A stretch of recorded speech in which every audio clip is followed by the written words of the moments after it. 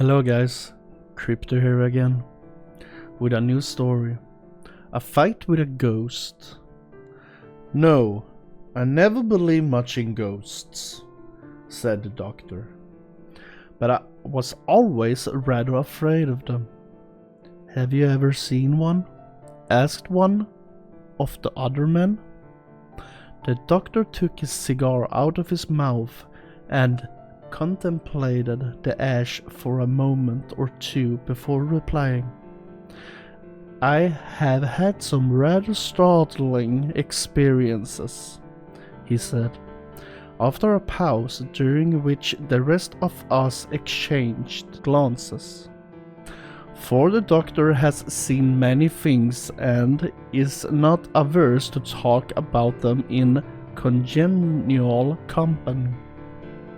Would you care about hearing one of them? It gives me the cold shivers now to speak of it. We nodded, and the doctor, taking a sip as an antidote to the shivers, began. You remember George Carson, who played for the varsity some years ago? Big chap, with a light mustache. Well, I saw a good deal of him before he married, while he was reading for the bar in town. It was just after he became engaged to Miss Stoner, who is now Mrs. Carson, that he asked me to go down to a place which his people had taken in the country. Miss Stoner was to be there, and he wanted me to meet her. I could not go down for Christmas Day, as I had promised to be with my people. But as I had been working a bit too hard and wanted a few days rest, I decided to run down for a few days about the new year. Woodcote was a pleasant enough place to look at. There were 2 packs of hounds within easy distance, and it was not far enough from a station to cut you off completely from the morning papers. The Carsons had been lucky, I thought, in coming across such a good house at such a moderate figure, for as George told me, the owner had been obliged to go abroad for his health, and was anxious not to leave the place empty all the winter. It was an old house with big gables and preposterous corners all over the place, and you couldn't walk 10 paces along any of the passages without tumbling up or down stairs. But it had been patched from time to time, and among other improvements, a big billiard room had been built out at the back. A country house in the winter without a billiard room, when the frost stops hunting, is just, well, not even a gilded prison. The party was a small one. Beside George and his father and mother, there were only a couple of Mrs. Carson, who, being somewhere in the early teens, didn't count, and Miss Stoner, who of course counted a good deal, and lastly myself. Miss Stoner out to have been happy for George Carson, besides being an excellent fellow all around, was by no means a bad match. Being an only son with considerable expectations, but somehow or other she did not strike me as looking either very well or very happy. She gave me the impression of having something on her mind, which made her alternative, nervous, and listless. George, I fancied, noticed it, and was puzzled by it, for I caught him several times watching her with an anxious and inquiring look. But as I was not there as a doctor, of course it was no business of mine, though I discovered the reason before I left Woodcote. The second night after my arrival, we had been playing, I remember, a family pool. The rest had gone upstairs to bed. George and I adjourned to a sort of study, which he had arranged upstairs, for a final smoke and a chat before turning in. The study was next to his bedroom, and parted off from it by curtains. As we were settling down, I missed my pipe, and remembered that I had laid it down in the billiard room. On principle, I never smoke another man's pipe, so I lit a candle, the house being in darkness, and started away in search of my own. The house looked awfully weird by the flickering lights of a solitary candle, and the stairs creaked in a particularly gruesome way behind me, just for all the world as though someone were following at my heels. I found my pipe, where I had expected, in the billiard room, and came back in perhaps a little more hurry than was absolutely necessary, which perhaps explained why I stumbled in the uncertain light over a couple of unforeseen stairs and dropped my candle. Of course it went out, but after a little groping, I found it. Having no matches with me, I was obliged to feel my way along the banisters, for it was so dark that I could not see my hand in front of me, and as I slowly advanced, sliding my hand along the broad balustrade at my side, it suddenly slid over something cold and clammy, which was not a balustrade at all, for stopping dead and closing my fingers round it for an instant, I felt that I was holding another hand, a skinny, bony hand, which writhed itself slowly from my grasp, and though I could hear nothing and see nothing, I was yet conscious that something was brushing past me and going up the stairs. "Hi, what's that? Who are you?" I called. There was no answer. I admit that I was in a regular funk. I must have shown it in my face. "What's the matter?" asked George, as I blundered into his study. "Oh, nothing," I answered, dropped my candle and lost the way. "But who were you talking to?" "I was only swearing at the candle," I replied. "Oh, I thought perhaps you had seen somebody," replied George. Somehow I did not like to tell him the truth, for fear he would laugh at my nervousness. But I determined to keep an eye on my liver and take a couple of weeks' complete rest. That night I woke up several times with the feeling of that confounded hand under my own. A clammy hand which writhed as my fingers closed upon it. The next morning after breakfast, I was in the billiard room practicing strokes while Carlson was over at the stables. Presently the door opened and Miss Stoner looked in. "Come in," I said. "George will be back from the stables in a few minutes. Meanwhile, we can have 50 up." "I want to speak to you," she said. She was looking very tired and ill. and I began to think I should not have an uninterrupted holiday after all. "Do you believe in ghosts?" she asked, having closed the door and come up to the table, where she stood leaning with both her hands upon it. "No," I replied, missing an easy carom, as I remembered my experience of last night, "but I believe in fancy." "And supposing then that a person fancied he saw things, is there any remedy?" "What do you mean, Miss Stoner?" I replied, looking at her in some surprise. "Do you mean that you fancy?"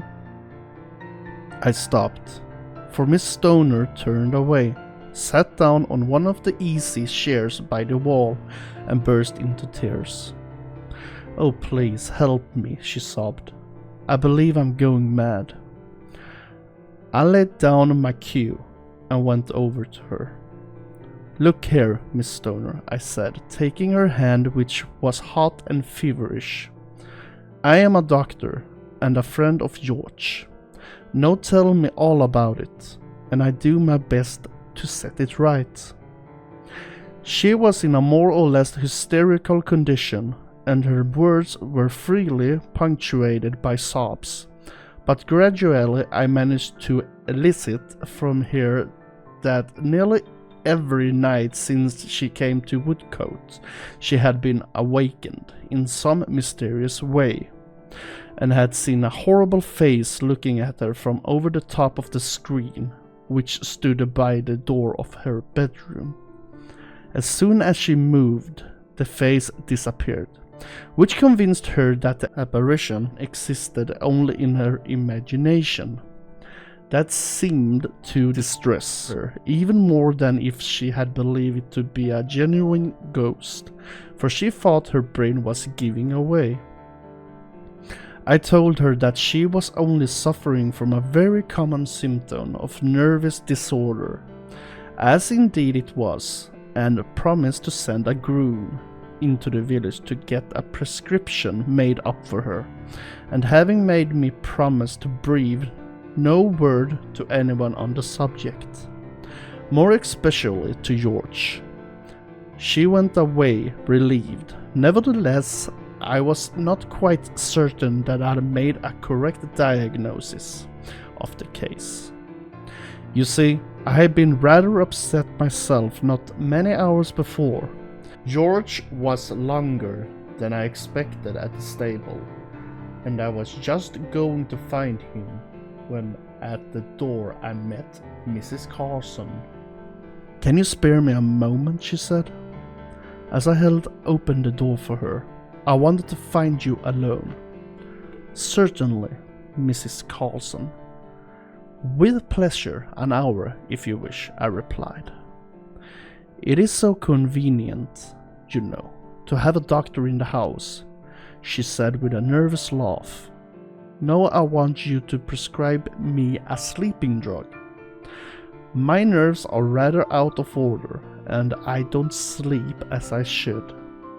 "Ah," I said, "do you see faces and such like things when you wake?" "How do you know?" she asked quickly. "Oh, I inferred from the other symptoms. We doctors have to observe all kinds of little things." "Well, of course, I know it is only fancy, but it is just as bad as if it were real. I assure you, it is making me quite ill, and I didn't like to mention it to Mr. Carson or to George. They would think I was losing my head."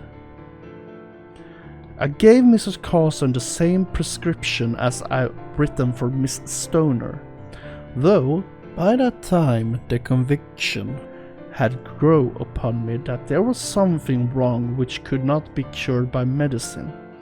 However, I decided to say nothing to George about the matter at present, for I could hardly utilize the confidence which had been placed in me by Miss Stoner and Mrs. Carson. and my own experience of the night before would scarcely have appeared convincing to him. But I determined that on the next day, which was Sunday, I would invent an excuse for staying at home from church and make some exploration in the house. There was obviously some mystery at work which wanted clearing up. We all sat up rather late that night. There seems to be a general disinclination to go to bed. We stayed all together in the billiard room until nearly midnight, and then loitered about it in the hall, talking in an aimless sort of fashion. But at last Mrs. Carson said good night, with a confidential nod to me, and Miss Stoner murmured, "So many thanks, I got it," and they both went upstairs. George and I parted in the corridor above. Our rooms were opposite each other. I did not begin undressing at once, but sat down and tried to piece together some theory to account for the uncanniness of things. But the more I thought, the more perplexing it became. There was no doubt whatever that I had put my hand on something extremely alive and extremely unpleasant the night before. The bare recollection of it made me shudder. What living thing could possibly be creeping about the house in the dark? It was a man's hand, of that I was certain from the size of it. George Carson was out of question, for he was in his room all the time. Nor was it likely that Mr. Carson Sr. would steal about his own house in his socks and refuse to answer when spoken to. The only other man in the house was an eminently respectable-looking butler, and his hand, as I had noticed particularly when he poured out my wine at dinner, was plump and soft, whereas the mysterious hand on the balustrade was thin and bony. And then, what was the real explanation of the face which had appeared to the two ladies? Indigestion might have explained either singly.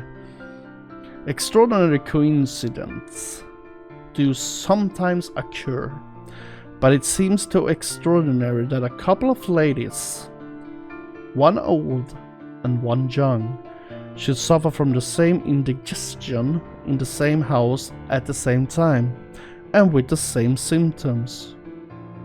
On the whole, I do not feel at all comfortable, and looked carefully in all the cupboards and recesses, as well as under the bed before starting to undress.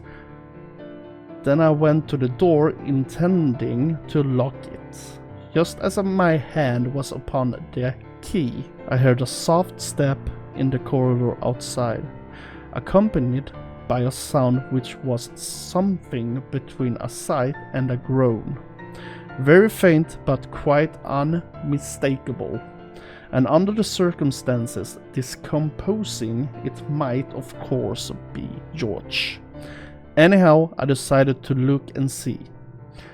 I turned the handle gently and opened the door. There was nothing to be seen in the corridor, but on the opposite side I could see a door open, and George's head peeping round the corner. "Hello?" he said. "Hello," I replied. "Was that you walking up the passage?" he asked. "No," I answered. "I thought it might be you." "Then who the devil was it?" he said. "I swear I heard something." There was a silence for a few moments. I was wondering whether I had better tell him of the fright I had already had, when he spoke again. "I say, just come here for a bit, old fellow. I want to speak to you." I stepped across the passage, and we went together into the little study which adjoined his bedroom. "Look here," he said, poking up the fire which was burning low. "Doesn't it strike you that there is something very odd about this house. You mean? Well, I wouldn't say anything about it to the master or Miss Stoner for fear of frightening them. All the same, scarcely a night passed but I hear curious footsteps on the stairs. You heard them yourself, haven't you? Now you mention it, I said. I confess I have. And what is more, he continued, I was sitting here 2 nights ago half asleep, and it seems ridiculous, I know, but it's a fact. I suddenly saw a horrible face glaring at me from between those curtains behind you. It was gone in a moment, but I saw it as plainly as I see you. I moved my seat uneasily. Did you look in your bedroom or in the passage? I asked. Yes, at once, he replied. There was nothing to be seen, but twice again that night I heard footsteps passing. Good God. He started up in his chair, staring straight over my shoulder. I turned quickly and saw the curtains, which parted off the bedroom, swing together. What is it? I asked, breathlessly. I saw it again, the same face between the curtains. I tore the hangings aside and rushed into the next room. It was empty. The lamp was burning upon a side table, and the door was open, just as George had left it. In the passage outside, all was quiet. I came back into the study and found George running his fingers through his hair in perplexity. There is clearly one person too many in the house, I said. I think we ought to draw the place and find out who it is. All right, said he, picking up the poker from the fireplace. If it's anything made of flesh and blood, this will be useful, and if not... He stopped short, for at that instant the most awful shriek of horror rang through the house, a shriek of wild, uncontrollable terror, such as I had never heard before and I never hope to hear again. One moment we stood staring at each other, dumbfounded. The next, George Carson had dashed out of the room and down the corridor to the stairs. I followed close behind him, for we both knew that none but a woman in mortal fear would shriek like that. And that woman was Miss Stoner. Down the stairs we tumbled pell-mell in the darkness. But before I reached the landing below, where Miss Stoner's room was, I felt, as I had felt the evening before, something brush swiftly past me. As I ran, I turned and caught at it in the dark, but my hand gripped only empty air. I was just about to turn back and follow it, when a cry from George arrested me. And looking down, I saw him standing over the prostrate form of Miss Stoner. The door of her room was open, and by the moonlight which streamed into the room, I could see her lying in her white nightdress across the threshold. What followed in the next few minutes, I can scarcely recall with accuracy. The whole house was aroused by the poor girl's awful shriek. She was quite unconscious when we came upon her, but she revived more or less as soon as Mrs. Carson and one of the terrified servants had lifted her into bed again. Nothing intelligible could be gathered from her, however. As to the cause of her fright, she only repeated hysterically again and again, "Oh, the face, the face." When I saw I could do her no further good for the present, I took George by the arm and led him out of the room.